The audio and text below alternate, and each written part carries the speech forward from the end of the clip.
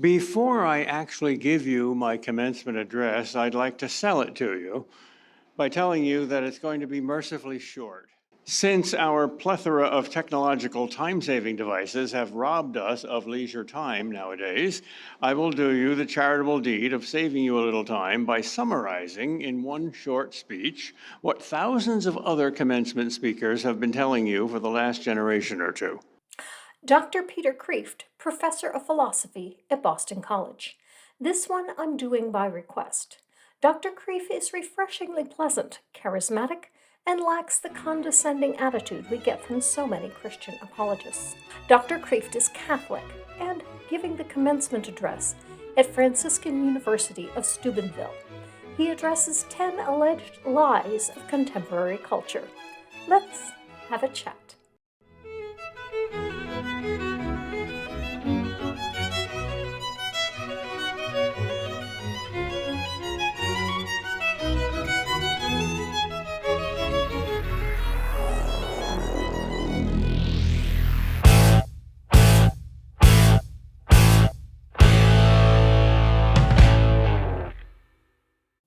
Hello and welcome. Thank you so much for joining me, and especially to my patrons and channel members. Let's take a look at some lies, shall we? I want to say 10 uncomfortable things about 10 comfortable ideas that they say you need to cultivate.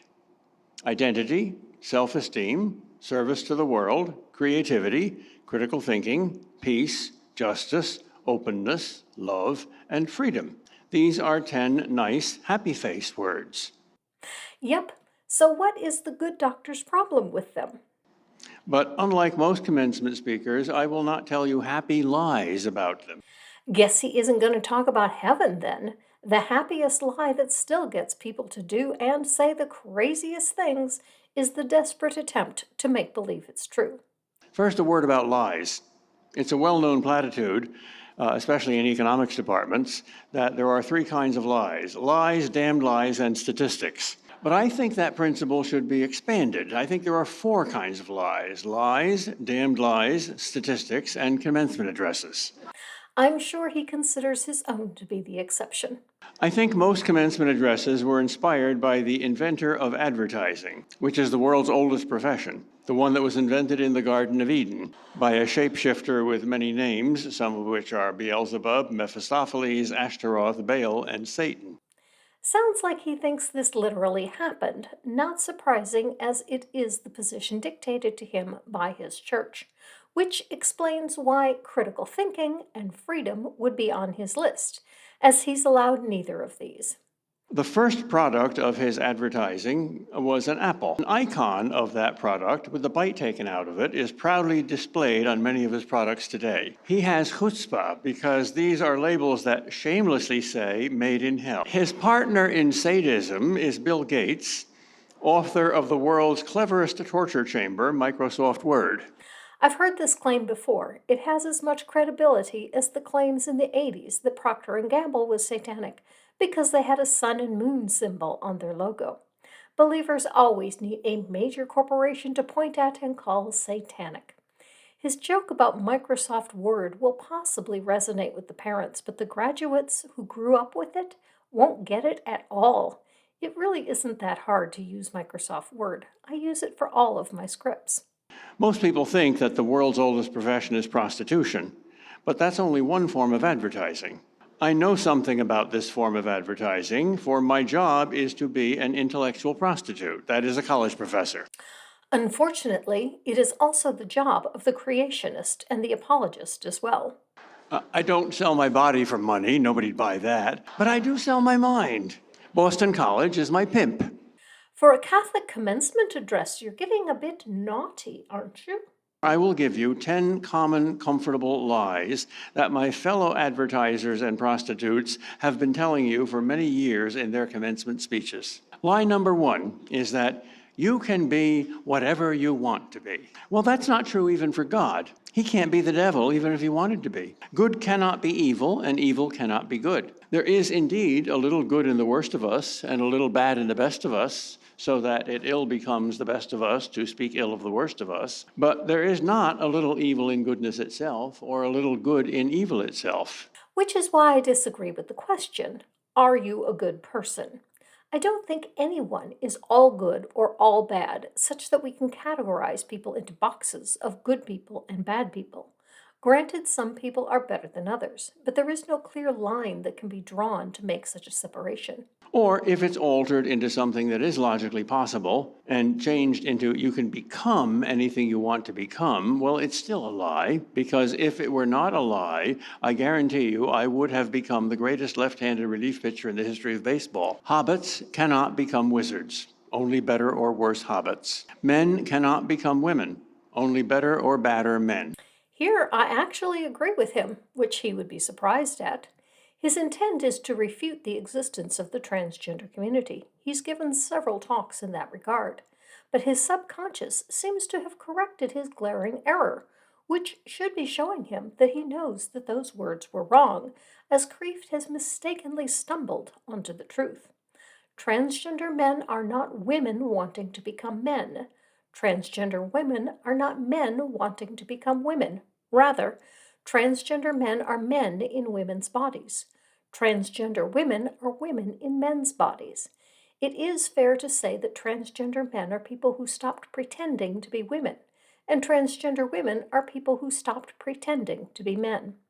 Dr. Kreeft's failure to grasp that gender and sex are not the same has resulted in him affirming the very idea that he attempts to refute. Because transgender men are men, through their transgender expression they have no real gender as women, and can no longer display the gender facade of a woman, and cannot become women.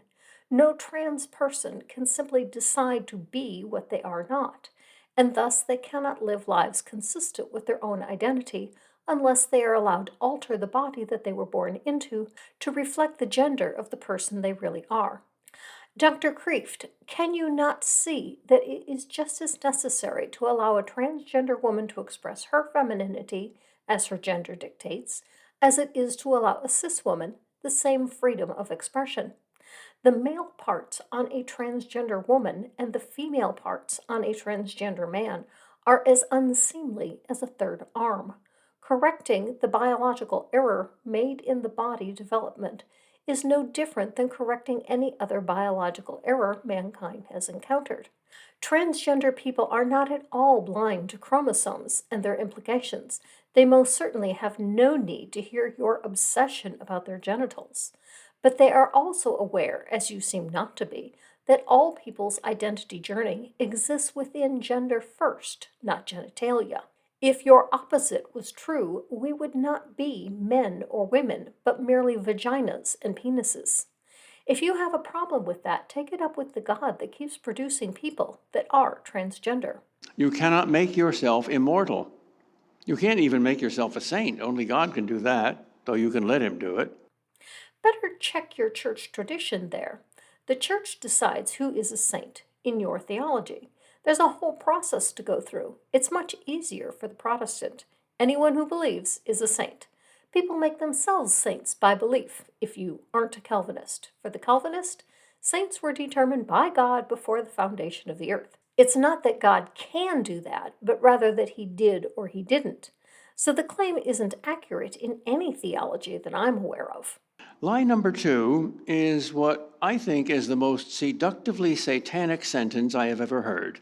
And it was the theme song of a TV show for small children back in the 70s called The Electric Company. The song went like this: "The most important person in the whole wide world is you." I'll agree that this can't be taken literally, as each kid hearing it can't all be the most important. I also agree with you that we shouldn't over-aggrandize children. On the other hand, I also get where they were coming from. Children had been told for generations that they were to be seen and not heard. Reaching children with affirmation, and parents with the message that children are important and have self-esteem needs too, was an important message. Did they choose a poor way to communicate it? Possibly. But the message was still necessary. In other words, God, how dare you to sit on my throne?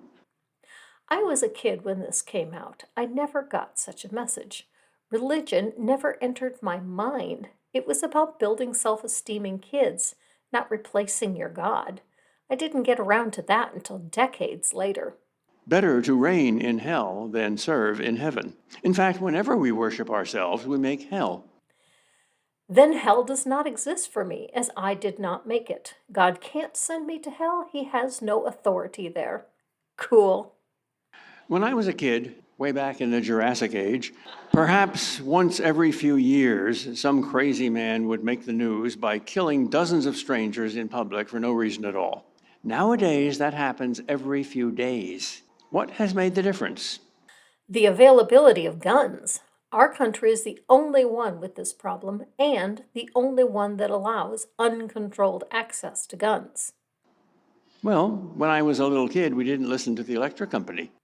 When you were a little kid, there were no computers, cell phones, microwaves, dishwashers, McDonald's, or automatic transmissions on cars. None of these are the cause of the problem. Correlation does not equal causation. I can't think of a better way than that philosophy to raise a generation of psychopaths. I can, raising them to believe that they need to obey a God they cannot see or hear, but must rely on a priest to tell them what this God wants. Meanwhile, said priest is R-wording the kids in his church. That is how you raise a generation of psychopaths. A good friend of mine swears that he heard a Catholic priest say in an Easter Sunday sermon that, and I quote word for word, the message that Christ was trying to preach to the world from his pulpit of the cross on Good Friday was, I'm okay, you're okay.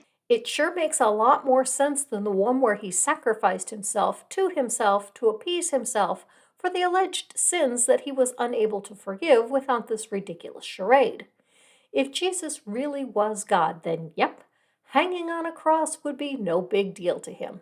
The I'm okay, you're okay message would make it much clearer that he was God and was fine with this. The Bible means whatever you want it to mean, and even in the Catholic Church, where your theology is spoon fed to you, there is still great variation in what people believe about it. Goes to show that people are going to believe whatever they are convinced of, not whatever you tell them to. Also tells you that there is no God out there that cares as much about this as you do. If there was, he should speak up and let people know that he cares and what it is that he wants them to believe. Lie number 3 is a sweeter version of the previous lie. It is that the world needs you, that you can save the world, or at least Western civilization, or America, or the culture. You are the Messiah. I'll grant that the world isn't going to end for the lack of any one individual, but we all matter, each and every person. We all make a difference in this world. If it were not so, life would be of no value. Does the Catholic Church not value life? Each person has value. It is an exaggeration to think that each person is going to save the world, but each of us saves someone, sometime, in some manner. We each have an impact. Did you not see It's a Wonderful Life? The loss of a single individual can have far-reaching ramifications. I realize your point is not to be self-aggrandizing, but the self-abasing called for by many Christian faiths is far more problematic. Arming the youth with the idea that they can do great things is far more empowering than your little speech telling them that they think too highly of themselves. This past week, we saw Mitt Romney announce that he would not seek re-election.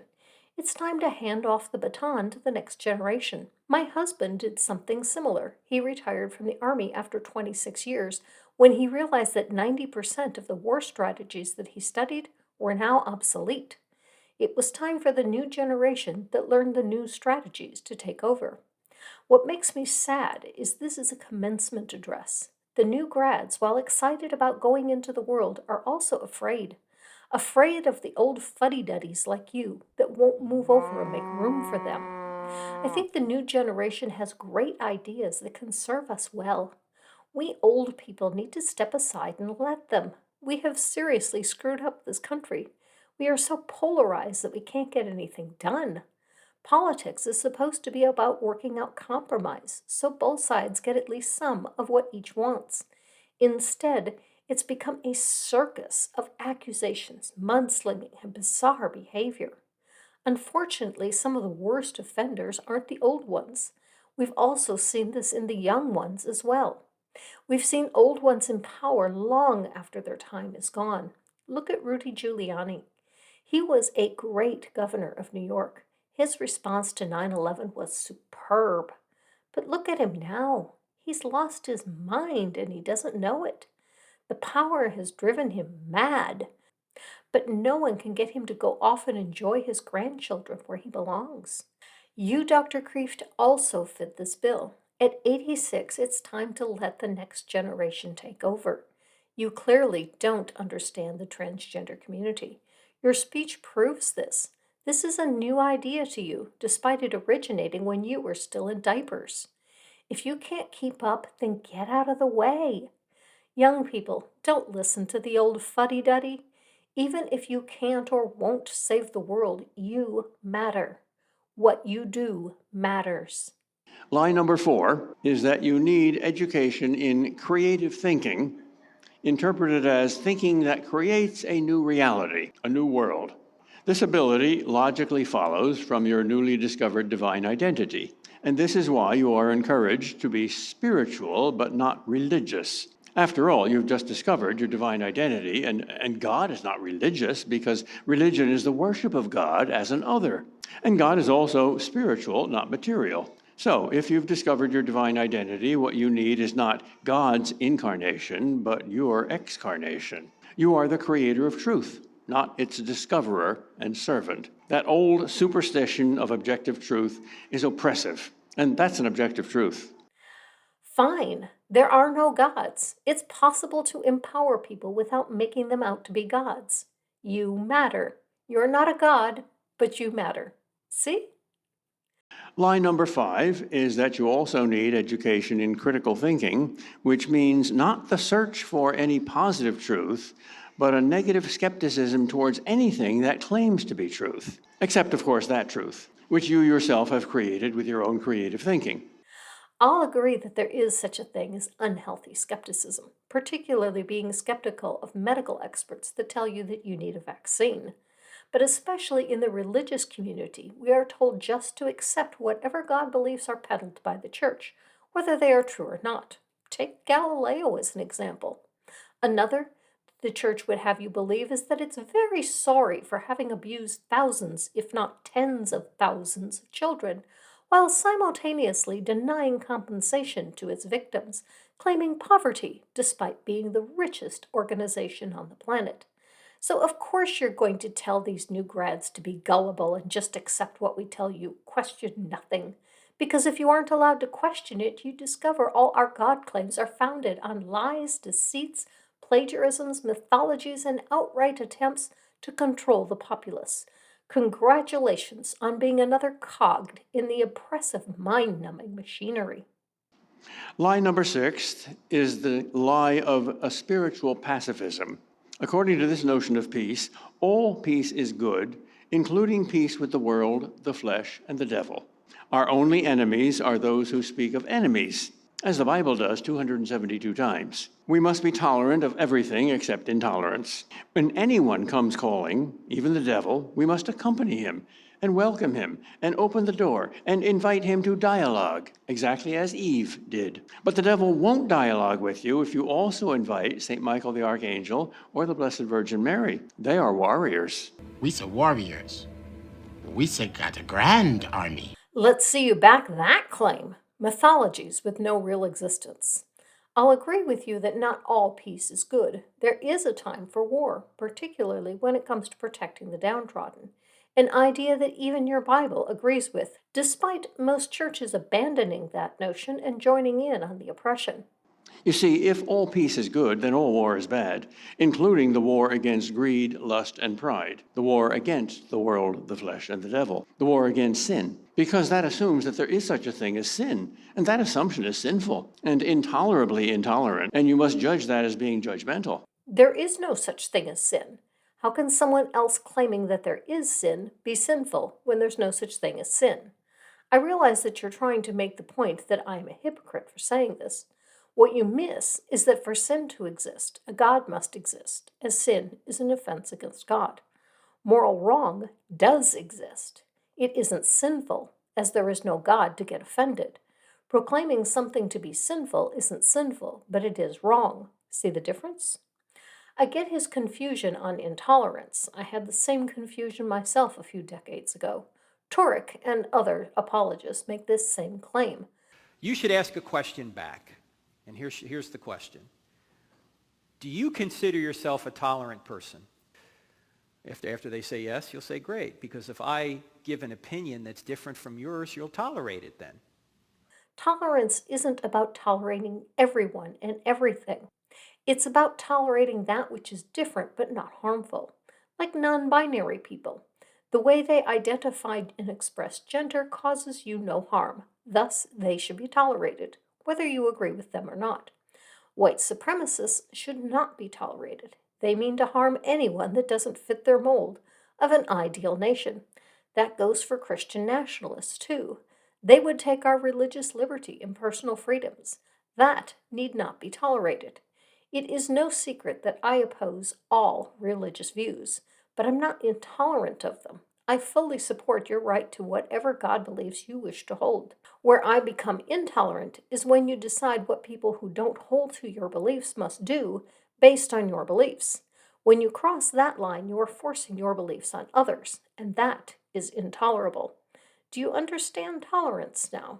Line number 7 is about peace and justice, the slogan that summarizes the most popular and successful modern version of the reduction of Christianity to secularism. Christianity is a radically different and distinctive and surprising and controversial thing, but everyone is for peace and justice. So if Christianity can be reduced to peace and justice, it becomes as controversial as warm milk.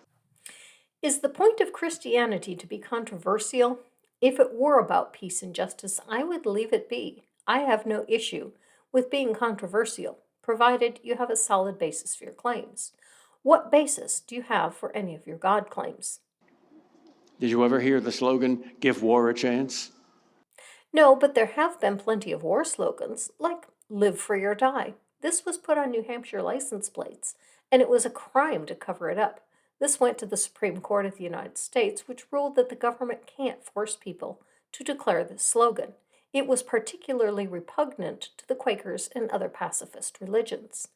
An especially popular lie is the coupling of peace and justice by the popular slogan, "If you want peace, seek justice." In other words, if you can't deny the very existence of your enemies, as our previous lie recommended, then at least don't forgive them. Demand justice and nothing more. See how successful that philosophy has been for both sides in Palestine for the last 74 years. He has a point there. What is justice to one isn't necessarily to another. We will never agree on some points, thus, there will always be conflict. If there were a God that cared about peace and justice, he would have made the world to be so. And remember to demand justice from God at the Last Judgment so that you can get what you deserve, which is not that escapist fantasy called heaven. That will be tough. There is no God, and there will be no last judgment. I recently saw Maddie Powell whining that there had to be a God because all wrongs need to be set right, and only God can do that. But unfortunately, this is not to be, no matter how much you wish it to be so. I certainly get the desire for all things to be made right. Sadly, that desire cannot make it so, no matter how hard you believe it. Line number 8 is the exaltation of openness and welcoming and tolerance as the supreme good. You already did this one. I get it. Memory isn't what it used to be at your age. Next. Line number 9 is that all you need is love, sweet love. In other words, you don't need truth, whatever that is. I'm 100% with you on this one. Truth matters. What is it? That which comports with reality. That does not include the earth being 6,000 years old, human beings being a special creation from God and not the product of natural evolution, a global flood, a mass exodus of 2.5 million Hebrews from Egypt in the Middle Bronze Age, the Hebrew conquering of Canaan in that same time frame, Jesus being born during both the reign of Herod the Great and while Quirinius was governor of Syria, and that Jesus rose from the dead on a day that an angel told women at the tomb to tell the disciples, but they told no one because they were afraid, and they do tell the disciples who are told to meet Jesus in Galilee, And those same disciples also meet Jesus that same day in Jerusalem twice, and then comes his ascension on that same day or the next one, and also that same ascension occurs 40 days later. None of these comport with reality, and thus they are not true. And truth does matter. We do need love, but we need truth too. And of course, you don't need discrimination between truth and lies, or between true love and false love. Yes, yes, you do. I'm with you on this one, Pops. Lie number 10 is the exaltation of freedom as an end rather than a means. For if freedom were a means, that would mean that we would have to ask the question, freedom for what end? This is the sweet land of liberty. But liberty for what? Viktor Frankl wrote that we ought to balance the Statue of Liberty in New York Harbor by having another statue, a statue of responsibility in San Francisco Bay. But that would violate our new 10 commandments, which forbid only being judgmental, repressive, dogmatic, intolerant, uncompassionate, unfeeling, insensitive, narrow-minded, hypocritical, and fundamentalist, our new obscene F word. This last point is more of a gish gallop. As to fundamental being an obscene word, he's right, thanks to the fundamentalists that are so full of hate and say such hateful things that they're banned from YouTube and other platforms. If you want to restore a pleasant connotation to the word fundamental, the first thing you need to do is get rid of the fundamentalists. Just as I had negative connotations connected to the flag and patriotism while the orange guy was in office, now that he's gone, I'm getting back to being able to be proud of my country. Sometimes. Well, I'm finished. I fully expect to be charged with hate speech for this talk. And if you too oppose these lies, you may also receive hate, for cavities hate dentists, and cancers hate radiation, and cockroaches hate flashlights, and demons hate truth. But love cannot stop warring against hate, and light cannot stop warring against darkness, as you see every time you light a candle in a dark room. No matter how smoky and stinky and slimy the darkness is, it cannot endure the light. However successful the darkness may be, for however long a time, and however it may increase, and however many more times we continue to lose every battle in the culture war, yet the light is imperishable. All lies die. Truth alone remains. I wish that were true. I really do. The sad fact is that people die for lies. People waste time and energy wishing for what is not and will never be. The best we can do is expose the falsehoods as best we can. I realize this is what you think you have done, but you have not. You're a kindly old man, a charismatic man, a funny man, but not a wise one. So there's my commencement address then. It wasn't very long. Its positive point is very simple. Just go forth and preach the truth, the good news, by both word and deed, and then let the chips fall as they may. And please remember Mother Teresa's life-changing and liberating principle: God did not put you in this world to be successful. He put you in this world to be faithful. That depends entirely on how you define success. If the purpose of life was faith, then being faithful would be synonymous with being successful. I would be remiss if I didn't point out what an awful person Mother Teresa was. She collected millions for the Catholic Church, parading the suffering of the people of Calcutta before the world to make money for the Catholic Church. She pretended to alleviate suffering and pretended to need money for that cause, but we know now that that isn't what happened. She thought that their suffering was a good thing and refused them the medical care that they so desperately needed, and she could well have afforded to give them. She used them for money, for your church. She lied. If this is what you mean by being faithful, then damn being faithful. That you continue to peddle the lies about her saintliness shows that you care not for truth or love, only serving your God. If this is what your God wants, people to suffer and feel lowly, then fuck your God. This isn't the worst commencement address ever. That award goes to one in Florida where the speaker toed Ron DeSantis' line, telling new grads not to be woke, tolerant, or LGBTQ. This one isn't much better, but at least we didn't have the racism thrown in. My son recently graduated from Auburn, and the university had a fantastic speaker. She talked about how resilient the grads were for having endured the pandemic and adapted to new ways of learning and relating in a topsy-turvy world. When she was done, I told my son to rewrite his resume to include his flexibility and ability to solve new problems that he encountered during the pandemic. She inspired the grads and armed them with confidence in their abilities. This is what a commencement address should do. Young people, you gave me my favorite breakfast, avocado toast. You survived the pandemic. Together, you can set right at least some of what my generation has screwed up. Go get 'em, Tigers. Live your life.